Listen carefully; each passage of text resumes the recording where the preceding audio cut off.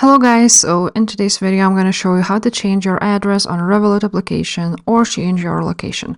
So first of all, you want to subscribe to this channel and leave a like on this video. And now when you open up your Revolut application, you're gonna go of course to your profile right there, and you're gonna click at the top left corner your profile picture. Now after you choose that, you're gonna go to your account right there, and after this